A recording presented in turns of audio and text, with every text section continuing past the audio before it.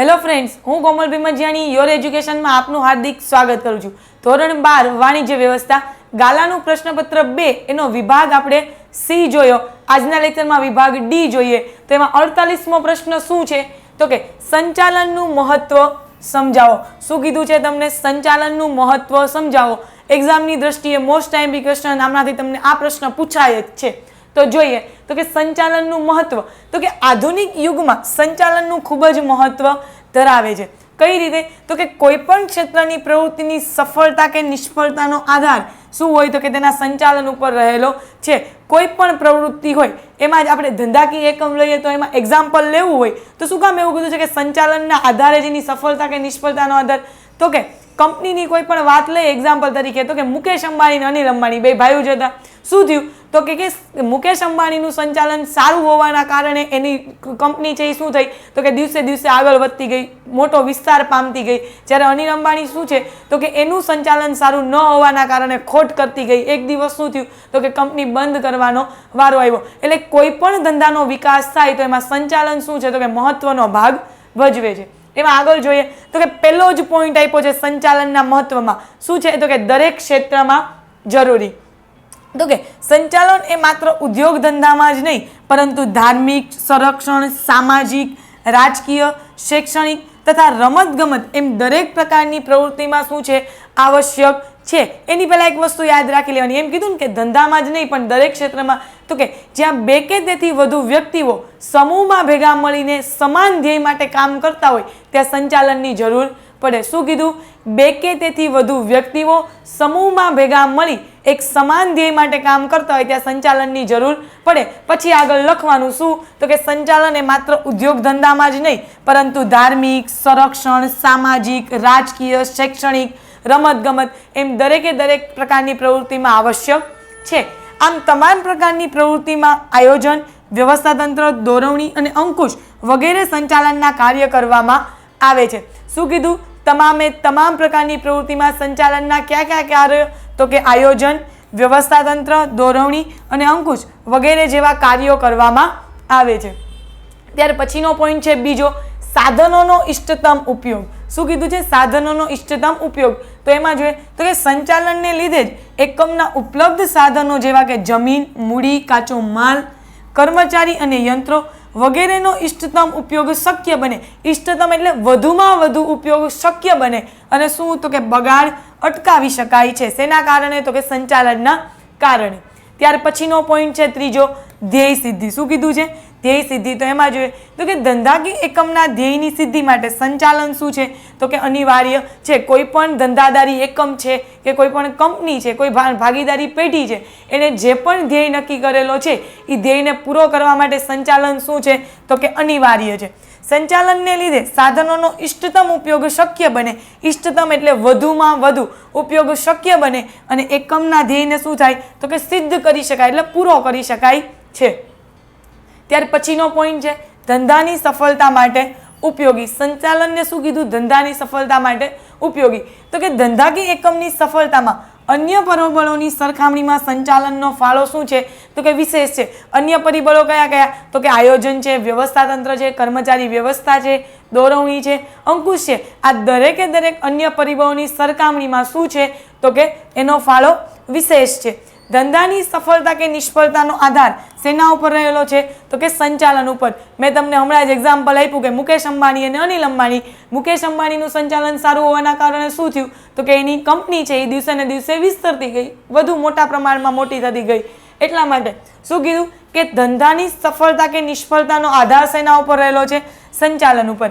નાના પાયાના ઔદ્યોગિક એકમોનું સ્વરૂપ જો મોટું સ્વરૂપ ધારણ કરી શકતું હોય તો તેનો બધો જ શ્રેય શેના ફાળે જાય? તો કે સંચાલનને ફાળે જાય. પહેલાં કોઈ પણ વ્યક્તિ છે એ નાની દુકાનથી શરૂઆત કરે, પછી એક દુકાનમાંથી બીજી દુકાન કરે, ત્રીજી દુકાન કરે, એમાંથી એની અલગ અલગ બ્રાન્ચ કરે.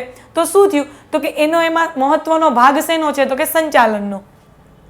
કાર્યદક્ષ સંચાલનના કારણે જ ખોટ કરતા એકમો શું થઈ જાય? તો કે નફો કમાતા થઈ જાય. સારા સંચાલનના કારણે જ અમુક સમય એવું બને કે અમુક એકમ છે એ ખોટ કરતું હોય તો સારા સંચાલનના કારણે શું થાય? તો કે એક સમય એવો આવે કે એ નફો કરતા થઈ જાય. ત્યાર પછી પોઈન્ટ છે રોજગારીની તકોમાં વધારો. શું કીધું છે? રોજગારીની તકોમાં વધારો. જો સંચાલન કાર્યદક્ષ હોય તો કંપની સ્વરૂપનો વિકાસ થાય છે. સારું સંચાલન હોય તો શું થાય? કંપનીનો વિકાસ થાય. કંપનીનો વિકાસ થાય તો વધુ ચીજ વસ્તુનું ઉત્પાદન કરે. વધુ ચીજ વસ્તુનું ઉત્પાદન કરવા માટે શું થાય? તો કે કર્મચારીની જરૂર પડે. તો કર્મચારીની જરૂર પડી તો નવા નવા કર્મચારીને કામ આપવામાં આવ્યું તો શું થયું? તો કે રોજગારીમાં વધારો થયો. જોઈએ એમાં તો કે જેથી રોજગારીની તકો વધે. જ્યારે બિનકાર્યક્ષમ સંચાલનને લીધે ઘણી કંપનીઓ શું થાય? બંધ પડે. જે કંપનીનું સંચાલન સારું ન હોય એના કારણે શું થાય? તો કે કંપની બંધ પડે. અને કંપની બંધ પડે એના કારણે શું થાય? તો કે કર્મચારીને છૂટા કરવામાં આવે જે કામ કરતા હતા. ત્યારે શું થાય? તો કે બેરોજગારીના પ્રમાણમાં વધારો થાય છે. ત્યાર પછી નફામાં વૃદ્ધિ. તો કે ધંધાકીય એકમ સામાન્ય રીતે નફાના હેતુથી કાર્ય કરે છે. કોઈ પણ વ્યક્તિ છે એ ધંધાની સ્થાપના કરે કે ધંધાની શરૂઆત કરે તો એનો મુખ્ય હેતુ શું હોય? નફો કમાવાનો. કોઈ વ્યક્તિ એમ વિચારીને કરશે ને ધંધો ચાલુ કરશે તો કે ભાઈ હાલશે, ખોટ જાય તો ભલે ને જાતી રહેવા દો, કરીએ તોય. એવું ક્યારેય કોઈ માણસ વિચારીને ધંધો કરશે નહીં. એનો મુખ્ય હેતુ શું હશે? નફો કમાવાનો. એટલા માટે કીધું છે કે ધંધાકીય એકમ સામાન્ય રીતે શું કરતી હોય? તો કે નફાના હેતુથી કાર્ય કરે છે. કાર્યદક્ષ અને કુશળ સંચાલકો પોતાની આગવી સૂઝ એટલે એના વિચાર અને એના આવડત દ્વારા ઉપલબ્ધ સાધનોનો શું કરે?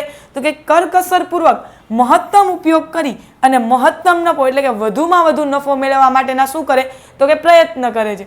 આથી જ યોગ્ય રીતે કહેવામાં આવ્યું છે કે નફો જ ધંધાની કાર્યદક્ષતા અને સફળતાનો માપદંડ છે.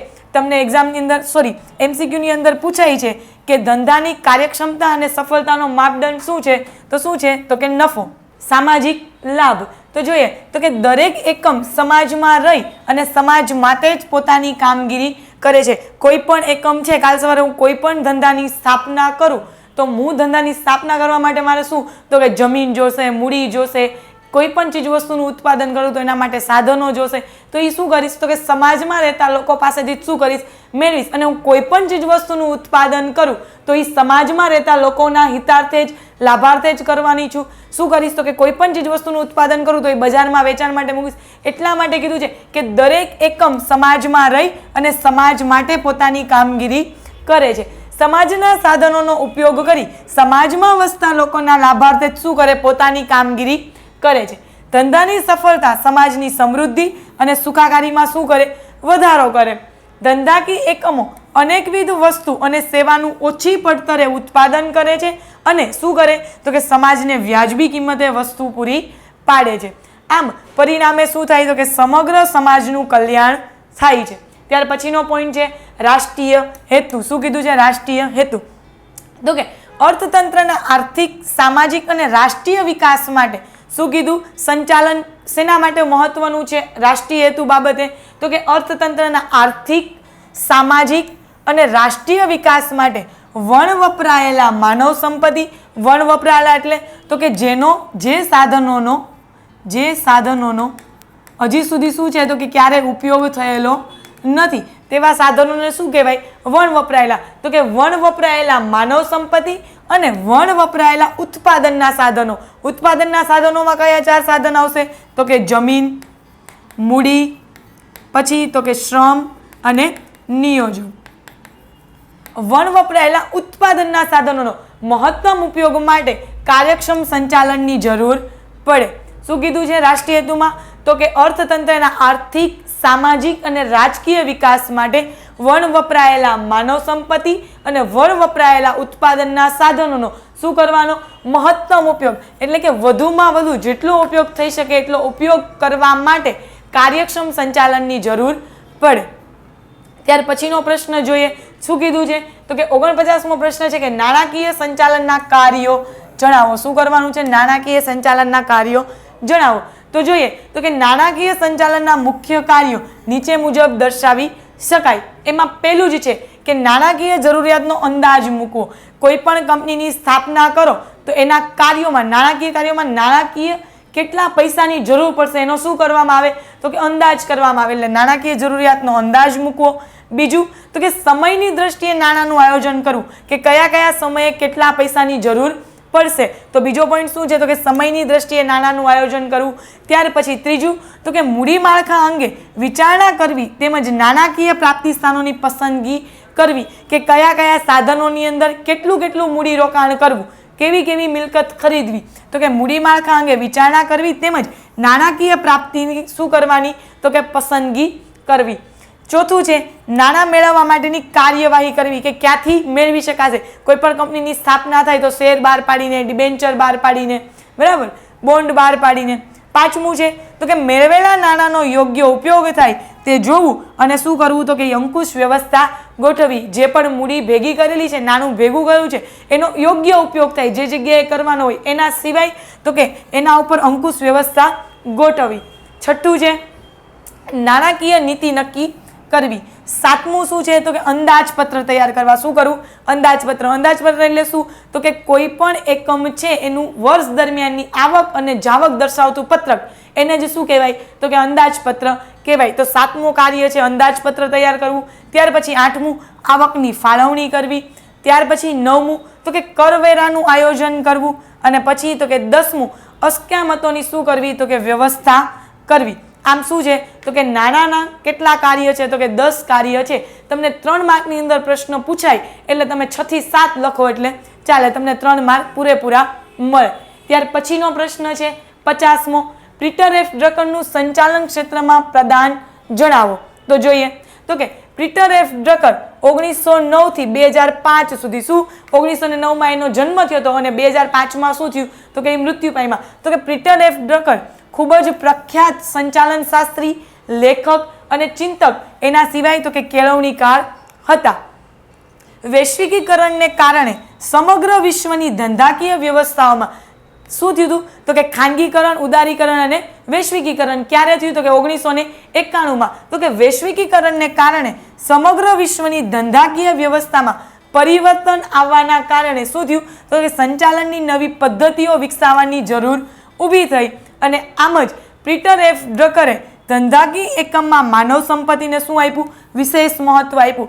માનવને કેવો ગણ્યો? તો કે કેન્દ્ર સ્થાને ગણ્યો. એટલા માટે કીધું છે કે માનવ સંપત્તિને વિશેષ મહત્વ આપવાની શું કરી? હિમાયત કરી. અને પીટર એફ ડ્રકરના મુખ્ય પ્રધાન તરીકે ધ્યેયલક્ષી સંચાલન અને સ્વનિયમનનું સિદ્ધાંત આ દર્શાવી શકાય છે. પીટર એફ ડ્રકરના મતે શું હતું? શેનું પ્રધાન હતું? તો કે ધ્યેયલક્ષી સંચાલન. શેનું? ધ્યેયલક્ષી સંચાલન. અને બીજું તો કે સ્વનિયમના સિદ્ધાંત. આ બેને દર્શાવી શકાય છે. એમાં આગળ જોઈએ ધ્યેયલક્ષી સંચાલન અંગે તેઓ જણાવે છે. શું કીધું? એને ધ્યેયલક્ષી સંચાલનમાં એના વિશે કીધું કે હેતુની સિદ્ધિ માટે કર્મચારી અને સંચાલકોના ધ્યેયમાં એક સૂત્રતા હોવી જોઈએ. સંચાલન કરનાર વ્યક્તિ છે અને એની નીચે જે પણ કર્મચારી કામ કરે છે એ બેનો ધ્યેય છે એ શું હોય? સરખો હોવો જોઈએ. એક સૂત્રતા જળવાવી જોઈએ. એક ઉત્તરમાં ભાગે ને એક દક્ષિણમાં ભાગે તો ભેગું થાય નહીં. આગળ જોઈએ વિવિધ સ્વરૂપના ધંધાકીય એકમો માટે ધ્યેયલક્ષી સંચાલન શું છે? તો કે ખૂબ જ અસરકારક છે. પીટર એફ ડ્રકરનું માનવ સંસાધન સંચાલન અને બજાર સંચાલન શું છે? તો કે તણાવ સંચાલન માટેનું મુખ્ય પ્રદાન છે. તમને એક માર્કમાં પણ પ્રશ્ન જો અંદરથી પૂછવો હોય તો પૂછી શકે કે પીટર એફ ડ્રકરનું માનવ સંસાધન સંચાલન અને બજાર સંચાલન શેનું મુખ્ય પ્રદાન છે? તો શેનું આવે? તો કે તણાવ સંચાલનનું. એમાં જ આગળ જોઈએ તેથી તેમને આધુનિક સંચાલનના પિતા તરીકે ઓળખવામાં આવે છે. તમને એમસીક્યુમાં એમ પ્રશ્ન પૂછાય કે આધુનિક સંચાલનના પિતા તરીકે કોને ઓળખવામાં આવે છે? તો કોણ આવશે? Peter F Drucker. 50મો પ્રશ્ન જોયો. હવે આપણે 51મો પ્રશ્ન જોઈએ. શું કીધું છે 51મો પ્રશ્ન? રૈખિક વ્યવસ્થા તંત્રની શું કીધું છે? રૈખિક વ્યવસ્થા તંત્રની રચના આકૃતિ સહિત સમજાવો. તો રૈખિક વ્યવસ્થા તંત્રની રચના આકૃતિ સહિત સમજવામાં સૌપ્રથમ આપણે શું જોવાનું છે? તો કે રૈખિક વ્યવસ્થા તંત્રનો અર્થ. તો કે વ્યવસ્થા તંત્રનો આ પ્રાચીન અને સરળ પ્રકાર છે. વ્યવસ્થા તંત્રના ઘણા બધા પ્રકાર છે, શ્રેણિક છે, રૈખિક છે. એમાંથી આ શું છે? તો કે પ્રાચીન અને સરળ પ્રકાર છે. લશ્કરમાં તેનો ઉપયોગ વર્ષોથી થતો આવ્યો છે, તેથી તેને લશ્કરી વ્યવસ્થા તંત્ર તરીકે પણ ઓળખવામાં આવે છે. તમને એમસીક્યુમાં એમ પૂછાય કે રૈખિક વ્યવસ્થા તંત્રને બીજા કયા નામે ઓળખવામાં આવે છે? તો શું આવશે? લશ્કરી વ્યવસ્થા તંત્ર તરીકે પણ ઓળખવામાં આવે છે. આ વ્યવસ્થા તંત્રમાં સત્તાનું કેન્દ્રીકરણ ઉચ્ચ સપાટીએ થયેલું હોય. ક્યાં હોય? ઉચ્ચ સપાટી. સંચાલનની 3 સપાટી છે, ઉચ્ચ સપાટી, મધ્ય સપાટી અને તળ સપાટી. તો રૈખિક વ્યવસ્થા તંત્રમાં સત્તાનું કેન્દ્રીકરણ ક્યાં થાય? ઉચ્ચ સપાટીએ થયેલું હોય છે. તેમાં સત્તા અને જવાબદારીની વહેંચણી સીધી રેખામાં અને ઉપલી સપાટીથી નીચલી સપાટી તરફ થાય છે. એટલે ઉપરની સપાટીથી શું છે? તો કે તળ સપાટી તરફ જાય છે, ઉપરથી નીચે તરફ. એટલે કે સત્તાની સોંપણી એ રેખિક રીતે થાય છે. આમ દરેક વ્યક્તિ પોતાના તરતના ઉપરી અધિકારીને શું હોય તો કે જવાબદાર હોય છે. આ વ્યવસ્થા તંત્રમાં જેમ સ્થાન ઊંચું તેમ સત્તા વધુ અને જેમ સ્થાન નીચું તેમ શું છે તો કે સત્તા ઓછી હોય છે. એટલે કે સત્તાના પ્રમાણમાં વ્યક્તિના સ્થાન વચ્ચે શું છે સીધો સંબંધ છે. સત્તાનું પ્રમાણ અને વ્યક્તિનું સ્થાન બે વચ્ચે કેવો સંબંધ છે તો કે સીધો સંબંધ છે. જોઈએ રેખિક વ્યવસ્થા તંત્રની રચના. તો કે આ વ્યવસ્થા તંત્રમાં સમગ્ર એકમના જુદા જુદા વિભાગ વચ્ચે વહેંચવામાં આવે છે. રેખિક વ્યવસ્થા તંત્ર એ શું છે તો કે કોઈ પણ ધંધાકીય એકમ છે એમાં એક કરતાં વધારે વિભાગ હોય. કયા કયા તો કે એક્ઝામ્પલ તરીકે ઉત્પાદન વિભાગ, વેચાણ વિભાગ, ખરીદ વિભાગ, નાણાકીય વિભાગ, હિસાબી વિભાગ. તો આ દરેકે દરેક વિભાગમાં શું છે તો કે વહેંચવામાં આવે છે. આગળ જોઈએ દરેક વિભાગ માટે વિભાગીય વડાની શું કરવામાં આવે તો કે નિમણૂક કરવામાં આવે છે. ખરીદીને લગતો વિભાગ હોય તો એના ખરીદીને લગતા અધિકારી, વેચાણને લગતો વિભાગ હોય તો એના અધિકારી, નાણાકીય હિસાબને લગતો હોય તો એનો અધિકારી. એમ દરેકે દરેક વિભાગની શું થાય તો કે વિભાગીય વડા તરીકેની નિમણૂક કરવામાં આવે છે. વિભાગીય અધિકારીને પોતાના વિભાગની શું થાય તો કે સંપૂર્ણ સત્તા અને જવાબદારી સોંપાય. ખરીદીને લગતો હોય તો ક્યાંથી માલ લાવો, કાચો માલ કેવી રીતના ખરીદી ઉત્પાદન કરવું, વસ્તુનું ક્યાંથી ખરીદી કરવી, કેવી માર્કેટમાંથી વસ્તુ લાવી, એ દરેકે દરેક સત્તા અને જવાબદારી શું હોય તો કે સોંપાયેલી હોય. એ જે તે વિભાગનો અધિકારી હોય ત્યાં. વિભાગીય અધિકારીઓ સમકક્ષ શું હોય તો કે સ્વતંત્ર હોય છે. વિભાગીય કર્મચારીઓ પોતાના વિભાગીય અધિકારીઓ પાસેથી શું કરે તો કે હુકમો મેળવે છે. હુકમો મેળવી એના મુજબ જ શું કરે તો કે કાર્ય કરે. આ વ્યવસ્થા તંત્રમાં રચના કાર્યાનુસાર નહીં પરંતુ વિભાગને આધારિત કરવામાં આવે છે. કાર્યાનુસાર થાય એને શું કહેવાય તો કે કાર્યાનુસાર વ્યવસ્થા તંત્ર કહેવાય. પણ રેખિક વ્યવસ્થા તંત્રમાં કાર્યાનુસાર થતું નથી. કેવી રીતના થાય છે તો કે વિભાગને અનુસાર કાર્ય થાય છે. એટલા માટે કીધું છે કે રચના કાર્ય અનુસાર નહીં પરંતુ વિભાગોને આધારિત કરવામાં આવે છે. તેથી તેને વિભાગીય વ્યવસ્થા તંત્ર તરીકે પણ ઓળખવામાં આવે છે. ઓકે, હવે જોઈએ રેખિક વ્યવસ્થા તંત્રની આકૃતિ. અહીંયા ભૂલથી અર્થ લખાઈ ગયું છે. શું કીધું છે રેખિક વ્યવસ્થા તંત્રની આકૃતિ.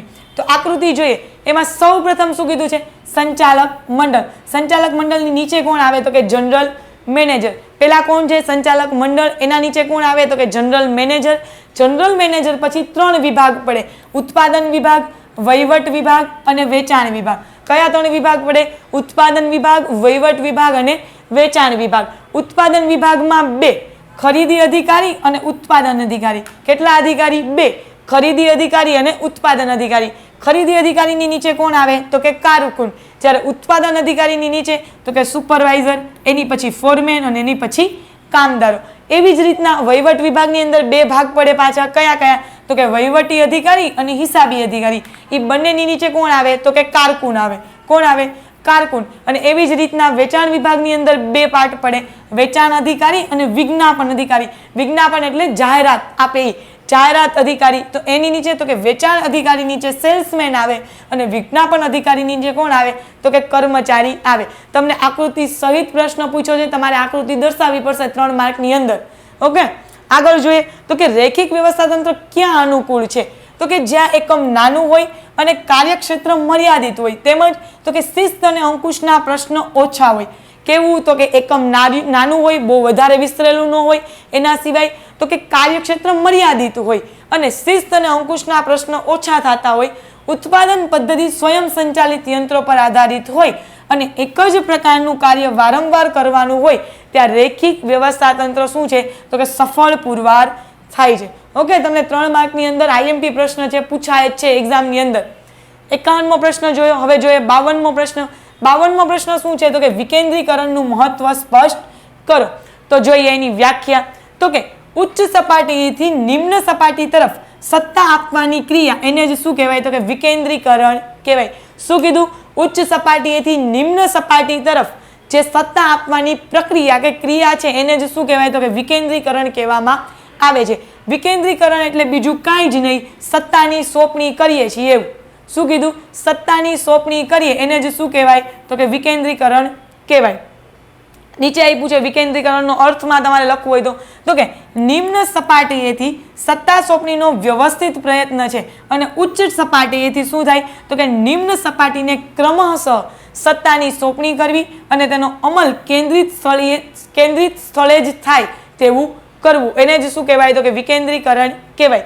વિકેન્દ્રીકરણ એટલે વહીવટની જે સપાટીએ કાર્ય કરવાનું છે તે જ સપાટીના કર્મચારીને નિર્ણય લેવાની સત્તા સોંપણી. વિકેન્દ્રીકરણ કોને કહેવાય તો કે વહીવટની જે સપાટીએ કામ કરવાનું છે એના જ કર્મચારી એનો નિર્ણય લે. એક્ઝામ્પલ તરીકે લઈએ તો કે મધ્યમ સપાટીના વિભાગીય અધિકારીને કાર્ય કરવાનું છે તો એનો નિર્ણય મધ્ય સપાટીવાળા જ લે, નહીં કે ઉચ્ચ સપાટીવાળા નિર્ણય લઈ અને એને કાર્ય કરવા આપે, એવું નથી. વિકેન્દ્રીકરણનો મતલબ એવો કે જે સપાટીએ કાર્ય કરવાનું છે એનો નિર્ણય પણ એ જ સપાટીના લોકો કે કર્મચારીઓ લે.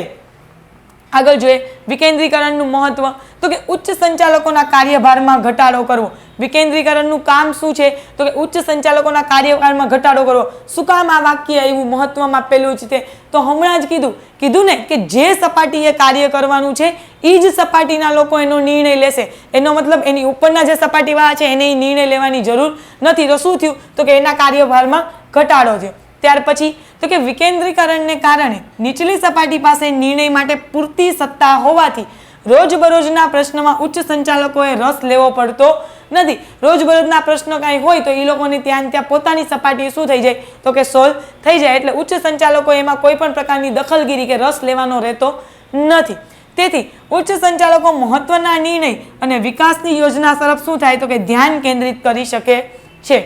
આગળ જોઈએ ત્યાર પછી આપ્યું છે ઝડપી નિર્ણય તો કે જે વ્યક્તિ જે પ્રવૃત્તિ સાથે સંકળાયેલો હોય તેને જ નિર્ણય લેવાનો હોવાથી અસરકારક નિર્ણયો ઝડપથી લેવાય છે. જે વ્યક્તિએ જે કાર્ય કરવાનું હોય ઉચ્ચ સપાટીના લોકો હોય એને કાર્ય કરવાનું તો એને જ નિર્ણય લેવાનો, મધ્ય સપાટીના લોકો હોય એને કાર્ય કરવાનું તો એને જ નિર્ણય લેવાનો, જે વ્યક્તિએ કાર્ય કરવાનું હોય એને જ નિર્ણય લેવાનો. એના કારણથી શું થાય તો કે ઝડપથી નિર્ણય લઈ શકે. આમ નિર્ણય લેવા પૂછવા જવામાં સમયને શું થાય તો કે બગાડ ઓછો થાય છે. ત્યાર પછી આગળનો પોઈન્ટ છે સંવાદિતાનું સર્જન તો કે અધિકારી અને મદદનીશો વચ્ચે શું થાય તો કે ચર્ચા થાય. દરેક જૂથ બીજા જૂથના સંપર્કમાં આવે તેથી શું થાય તો કે સહકારનું વાતાવરણ જન્મે. શું થાય સહકારનું વાતાવરણ ઊભું થાય અથવા જન્મે, કોઈ પણ લખો ચાલ. તેથી સંવાદિતા જળવાય એવું જ કહેવામાં આવ્યું છે. સંવાદિતાનું સર્જન શેના કારણે થાય તો કે દરેક જૂથ એકબીજાના શું થાય તો કે સંપર્કમાં રહે. એના કારણે શું થાય તો કે વાતાવરણ સહકારનું જન્મે અને સંવાદિતાની સ્થાપના થાય. ત્યાર પછીનો પોઈન્ટ છે અસરકારક અંકુશ તો કે નિમ્ન સપાટીના અધિકારીઓ પાસે પૂરતી સત્તા હોવાથી તાબેદારોની ભૂલ માટે શિક્ષાત્મક પગલાં લેવાનું શું થાય સરળ બને. તળ સપાટીના જે લોકો છે એની પાસે પૂરતી સત્તા હોય તો શું થાય તો કે એની નીચે જે કામદારો કામ કરે છે એ કંઈ પણ ભૂલ કરે તો એની સામે શિક્ષાત્મક પગલાં એ લોકો લઈ શકે. જો એને નિર્ણય લેવાની સત્તા હોય તો જ, બાકી ન લઈ શકે. તેથી અસરકારક અંકુશ અને દેખરેખ શું થાય તો કે જળવાઈ રહી. આગળનો પોઈન્ટ છે સંચાલકીય પ્રતિભાનો વિકાસ. એમાં આપ્યું છે કે નીચલી સપાટીના અધિકારીઓ નિર્ણય લેવા અને તેના પરિણામની જવાબદારીમાં શું થાય તો કે સ્વીકારતા થાય. એ કોઈ પણ કાર્ય કરવા માટેની પહેલા સત્તા એને સોંપવામાં આવે, એનો એ નિર્ણય લઈ તો એનું જે પણ પરિણામ આવે એ સ્વીકારતા થાય. આગળ આપ્યું છે કે સ્વતંત્રતાના કારણે પોતાના તાબેદારોને નેતૃત્વ પૂરી પાડવાની, તેમની વચ્ચે સંકલન સાધવાની અને પોતાનું કાર્ય આયોજન અને અંકુશ કરવાની શું થાય તો કે તેમનામાં આવડત કેળવાય. એ પોતે જ નિર્ણય લે તો કોઈ પણ કાર્ય કરતા હોય એના માટે નેતૃત્વ પૂરું પાડવાનું, એની નીચે જે પણ લોકો કામ કરતા હોય એને માર્ગદર્શન આપવાનું, એની વચ્ચે સંકલન જાળવવાનું. એના સિવાય તો કે પોતાનું કાર્ય આયોજન મુજબ થાય છે કે નહીં અને અંકુશ જળવાય છે કે નહીં, આ બધી શું થાય તો કે એનામાં આવડત કેળવાય.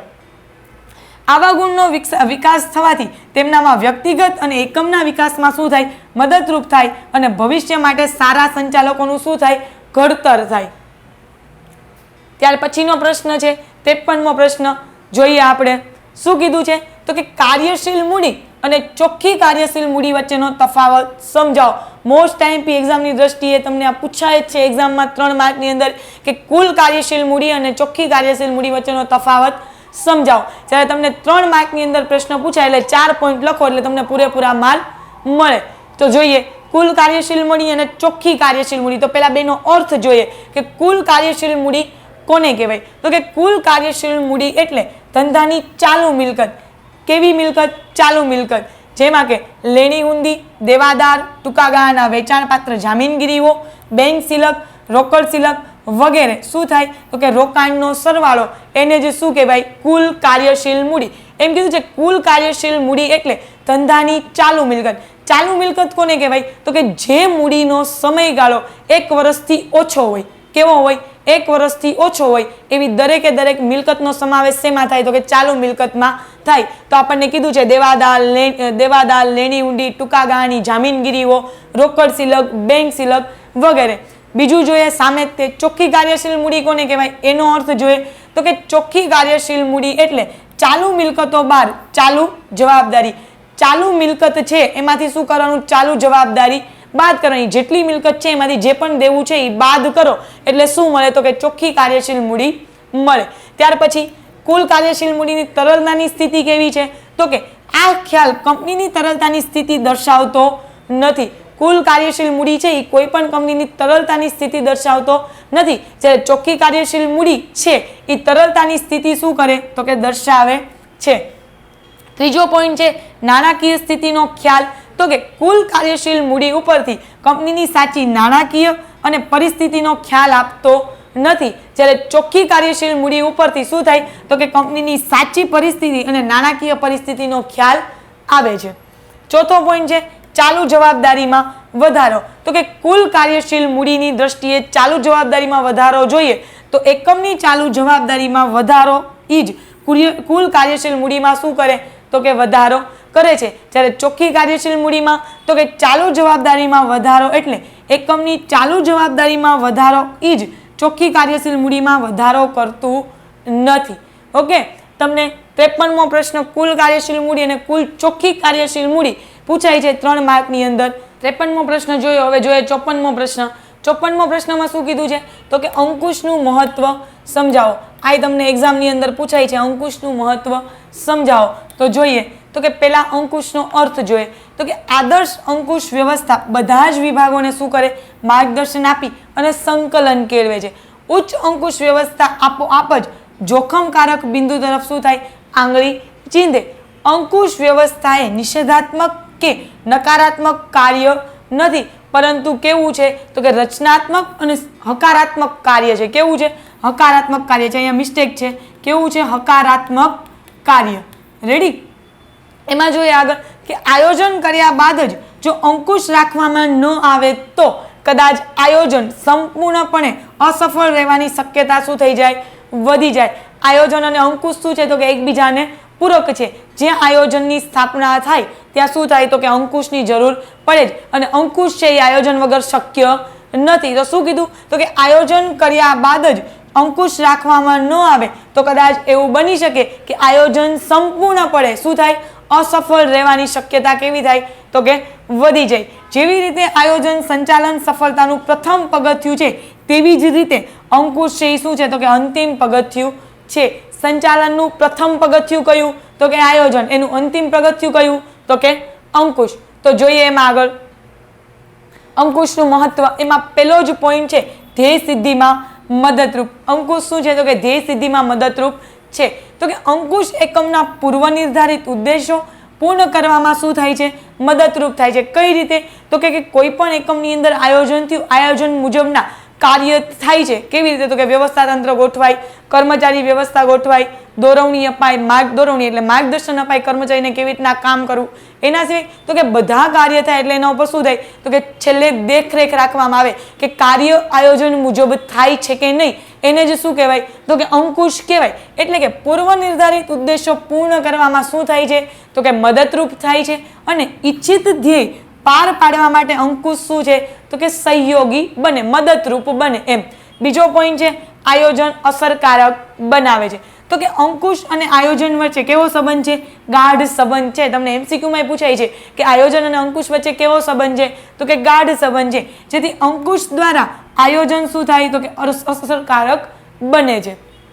પછીનો પોઈન્ટ છે ત્રીજો દોરવણીના કાર્યમાં સહયોગ. તો કે અંકુશ દોરવણીના કાર્યમાં મહત્વની ભૂમિકા ભજવે છે.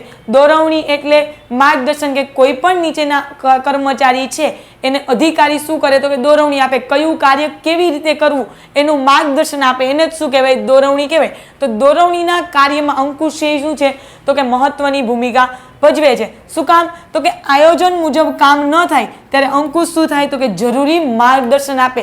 આયોજન મુજબ જ્યારે કામ ન થતું હોય તો અંકુશ શું કરતું હોય? દેખરેખ રાખતું હોય. એટલે દેખરેખ મુજબ શું થાય તો કે માર્ગદર્શન આપે. ચોથો પોઈન્ટ છે વિચલનો તપાસે. વિચલનો એટલે મુશ્કેલીઓ. તો કે અંકુશ કામગીરીના વિચલનો તપાસે છે અને એને શું કરે? દૂર કરે. જે પણ ભૂલો થાય છે એને શું કરે છે તો કે ચકાસી અને દૂર કરે છે, જેથી પૂર્વ નિર્ધારિત માર્ગ તરફ પાછા વળી શકાય. જે પણ ધ્યેય નક્કી કરેલો છે એના તરફ પાછા વળી શકીએ. ત્યાર પછીનો પોઈન્ટ છે પાંચમો પોઈન્ટ, સત્તા સોંપણી માટે શું છે? આવશ્યક છે. કોઈ પણ ઉપરો અધિકારી નીચલા અધિકારીને અથવા કર્મચારીને કોઈ પણ સત્તા આપતો હોય તો એ સત્તા માટે શું છે તો કે આવશ્યક છે. અંકુશ સત્તા માટે શું છે? સત્તા સોંપણી માટે તો કે અનિવાર્ય છે. તાબેદારોને કાર્યની સાથે સત્તા પણ આપવામાં આવે છે ત્યારે તાબેદારો શું કરે તો કે આપ ખુદ ન બની શકે તે માટે તેઓ પર શું કરવામાં આવે તો કે અંકુશ રાખવામાં આવે છે. આમ ઉત્તરદાયિત્વના ભાગરૂપે શું છે તો કે અંકુશ જરૂરી બને છે. ત્યાર પછીનો પોઈન્ટ છે છઠ્ઠો, સંકલન સાધી શકાય. અંકુશના કારણે શું થાય તો કે સંકલન સાધી શકાય. એમાં જોઈએ તો કે અંકુશ દ્વારા સંકલન શું થાય? સરળ બને. અને જ્યાં સંકલનનો અભાવ હોય ત્યાં અંકુશ દ્વારા શું થાય તો કે સંકલનને સાધવામાં આવે છે. ત્યાર પછીનો પોઈન્ટ છે સાતમો પોઈન્ટ, ભૂલો અને વિચલનોની શું કરવામાં આવે? શોધ કરવામાં આવે. તો કે અંકુશ કાર્યમાં આવતી ભૂલ કે વિચલન અને પ્રાથમિક તબક્કે જ શું કરે? શોધી અને દૂર કરે છે, જેથી ભવિષ્યમાં તેનું પુનરાવર્તન ન થાય. અંકુશનું કામ શું છે તો કે જે પણ ભૂલ અને વિચલનો આવે છે એને પ્રાથમિક તબક્કાની અંદર જ શું કરે? શોધી અને દૂર કરી દે, જેથી કરીને ભવિષ્યમાં જે પણ કાર્ય કરવાનું છે એની એ ભૂલ શું છે તો કે પુનરાવર્તન ન થાય. આઠમો પોઈન્ટ છે કાર્યક્ષમતાનું બેરોમીટર. તો એમાં જોઈએ તો કે ધંધાકીય એકમમાં અંકુશનું કાર્ય જેટલું ચોક્કસ રીતે તેટલી સંચાલનની કાર્યક્ષમતા શું થાય? વધુ થાય. શું કામ? તો કે અંકુશનું કાર્ય જે છે કે આયોજન મુજબ કાર્ય થાય છે કે નહીં એ જોવાનું. એટલા માટે આથી કહી શકાય કે અંકુશને સંચાલનની કાર્યક્ષમતા માપવાનું બેરોમીટર કહે છે. તમને એમસીક્યુમાં પૂછાય અથવા એક માર્કના પ્રશ્નમાં પૂછાય કે અંકુશને સંચાલનનું શું ગણવામાં આવે છે તો શું થાય તો કે કાર્યક્ષમતા માપવાનું બેરોમીટર તરીકે ઓળખવામાં આવે છે. 54મો પ્રશ્ન જોયો. હવે જોઈએ 55મો પ્રશ્ન. તો 55મો પ્રશ્ન શું છે તો કે ટ્રેઝરી બિલ એટલે શું? તો જોઈએ તો કે વિવિધ નાણાકીય સાધનો પૈકી એક મહત્વનું અને તરલતા દર્શાવતું સાધન એટલે શું છે? Treasury bill. તરલતા એટલે કોઈ પણ જામીનગીરીમાં તમે રોકાણ કરો છો એનું ઝડપથી રોકડમાં શું થઈ શકે? રૂપાંતર થઈ શકે. તરલતા શું છે? તરલતા ધરાવતું સાધન શું કહેવાય તો કે ટ્રેઝરી બિલ. ટ્રેઝરી બિલ એ ટૂંકા ગાળા માટેનું નાણાકીય સાધન છે. કેવા ગાળાનું? તો કે ટૂંકા ગાળા માટેનું નાણાકીય સાધન છે. જે કોણ બહાર પાડે છે તો કે ભારત સરકાર વતી રિઝર્વ બેંક ઓફ ઇન્ડિયા બહાર પાડે. કોણ બહાર પાડે તો કે ભારત સરકાર વતી રિઝર્વ બેંક ઓફ ઇન્ડિયા બહાર પાડે. રિઝર્વ બેંક ઓફ ઇન્ડિયાની સ્થાપના ક્યારે થઈ તો કે 1 એપ્રિલ 1935માં અને એનું રાષ્ટ્રીયકરણ ક્યારે થયું તો કે 1 જાન્યુઆરી 1949ની અંદર. તમને એમસીક્યુમાં પૂછાય છે કે આરબીઆઈની સ્થાપના કયા વર્ષમાં થઈ તો 1935માં. સમગ્ર વિશ્વમાં ટ્રેઝરી બિલ નાણાં બજાર માટે શું છે તો કંઈક મહત્વનું ઘટક છે. ટ્રેઝરી બિલ દ્વારા સરકાર ટૂંકા ગાળા માટે શું કરે તો કે ઉછીના નાણાં મેળવે છે. ટ્રેઝરી બિલ દ્વારા શું કરે તો કે સરકાર છે ટૂંકા ગાળા માટેના શું કરે? નાણાં મેળવે છે. ટ્રેઝરી બિલની પરિપક્વતાની તારીખ 91 દિવસ કે 182 દિવસ કે 364 દિવસ હોવાથી રોકડ તરલતાનો શું કરે છે તો કે ગુણ ધરાવે છે. ટ્રેઝરી બિલની પરિપક્વતાની તારીખ કેટલી છે તો કે 91 દિવસ અથવા 182 દિવસ કે 364 દિવસની હોય છે. ટ્રેઝરી બિલ શૂન્ય કૂપન બોન્ડ છે. તમને એમસીક્યુમાં પૂછાય કે ટ્રેઝરી બિલ કેવું બોન્ડ છે તો શૂન્ય કૂપન બોન્ડ છે. કારણ કે ટ્રેઝરી બિલ ઉપર વ્યાજની ચૂકવણી થતી નથી. વટાવથી બહાર પાડવામાં આવે છે અને મૂળ કિંમતે શું કરવામાં આવે? પરત કરવામાં આવે.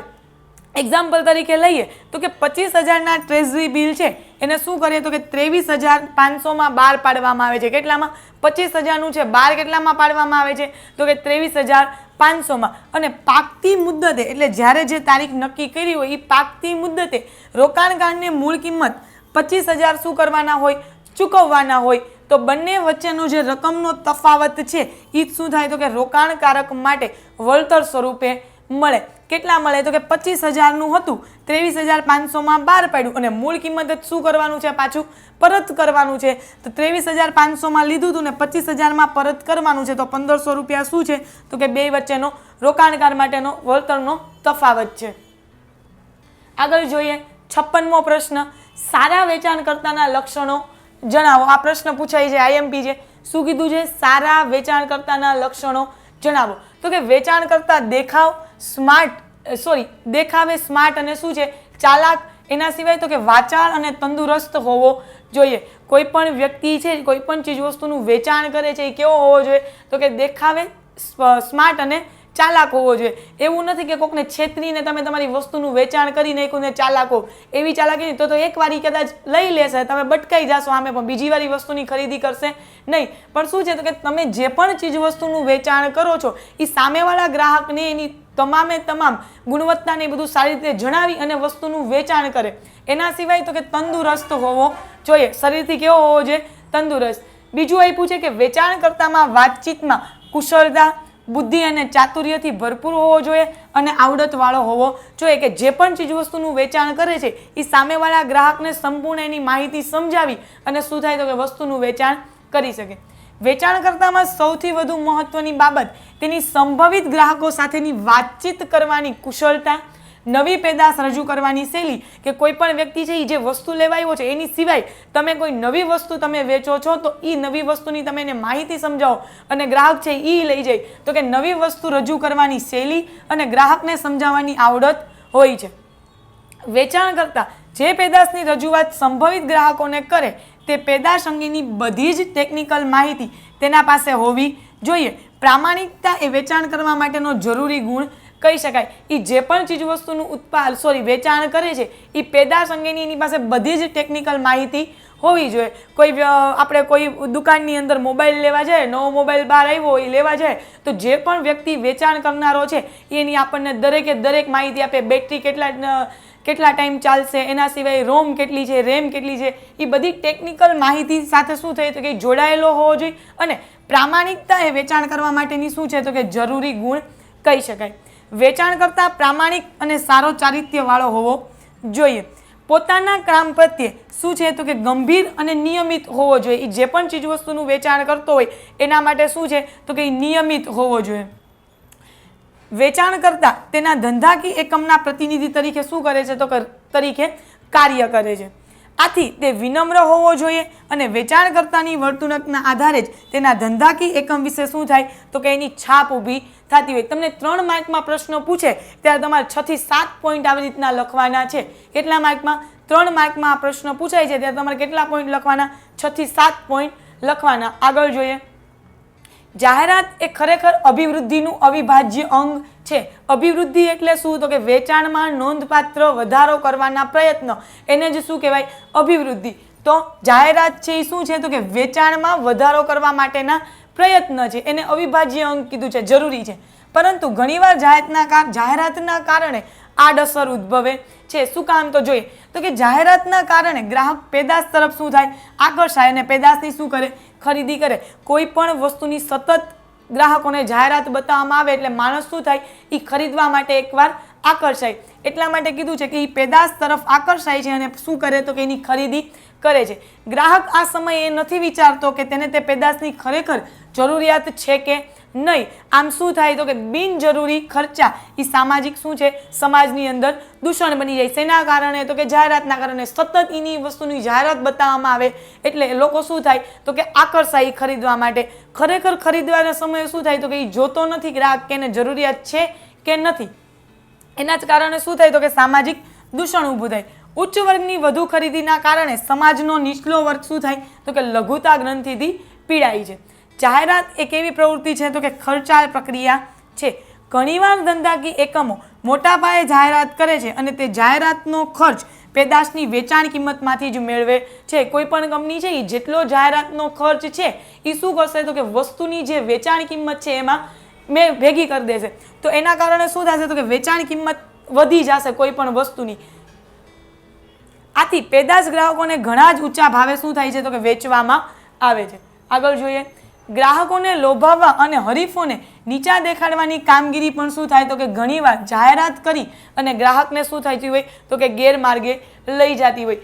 ઓછી ગુણવત્તાવાળી પેદાશ પણ જાહેરાત દ્વારા શું કરે તો કે આકર્ષણ ઊભું કરે. એનું પેકિંગ છે એની જાહેરાતથી તમને વારંવાર શું થાય તો કે બતાવવામાં આવે, એના કારણે આકર્ષણ ઊભું કરે. ભલે પછી એ કેવી હોય તો કે ઓછી ગુણવત્તાવાળી હોય, આમ ગ્રાહકને શું થાય તો કે પધરાવી દેવામાં આવે છે. આપણા સાદા ને સરળ શબ્દમાં કહીએ તો શું થાય કે બટકાવી દીધું.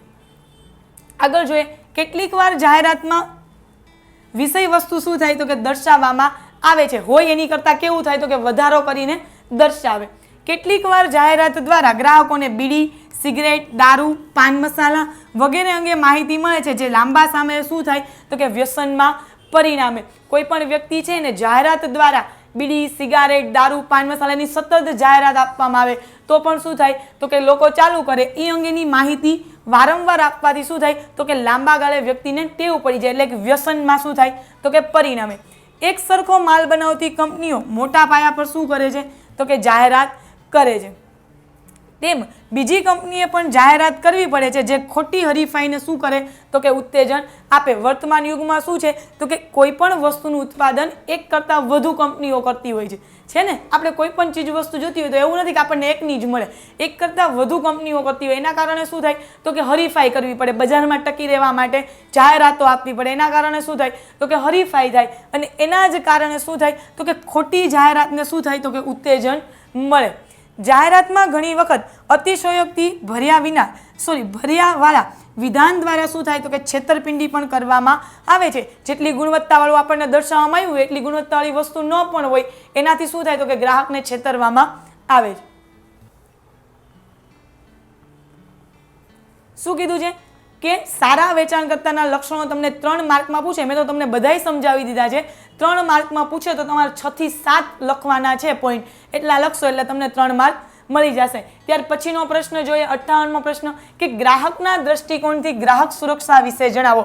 જો ગ્રાહકના દ્રષ્ટિકોણથી ગ્રાહક સુરક્ષા કીધું છે, ગ્રાહકના દ્રષ્ટિકોણથી ધંધાનું નથી કીધું, બરાબર.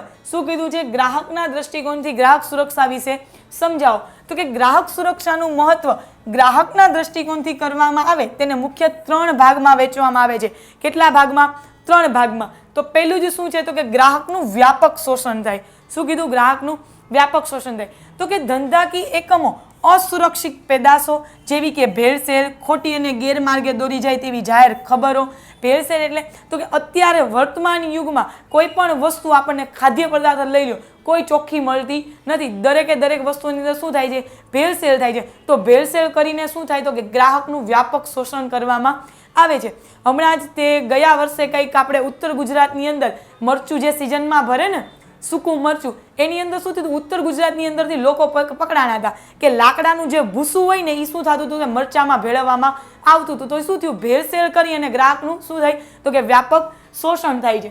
એની સિવાય તો કે ખોટી અને ગેરમાર્ગે દોરી જાય તેવી જાહેર ખબરો આપીને, વારંવાર ખોટી જાહેરાતો આપીને પણ શું થાય તો કે ગ્રાહકોનું શોષણ કરવામાં આવે.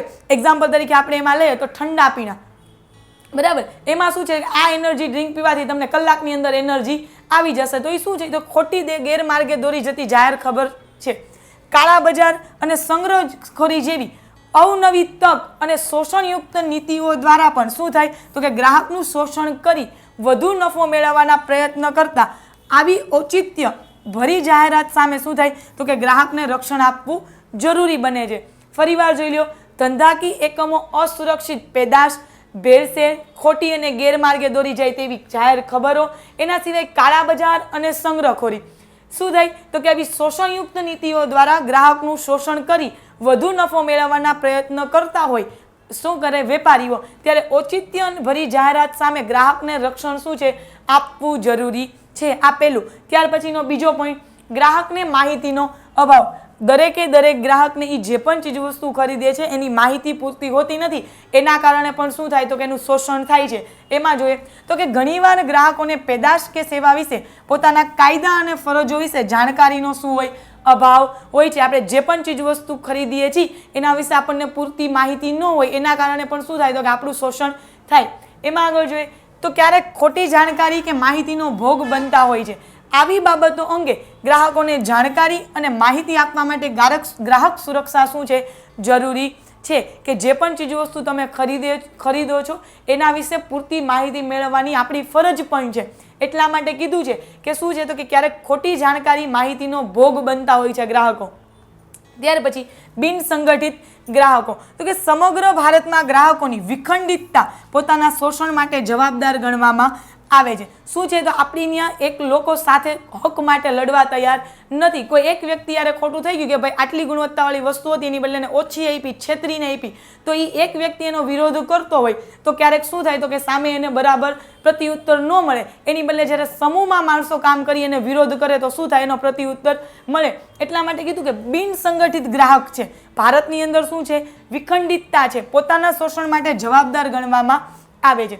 જો ગ્રાહકો સંગઠિત હોય એટલે સાથે મળી અને વિરોધ કરે, સંગઠિત હોય તો ધંધાકીય એકમો સામે પોતાની રજૂઆત કરી શકે અને પોતાના હક માટે શું છે તો કે લડી શકે.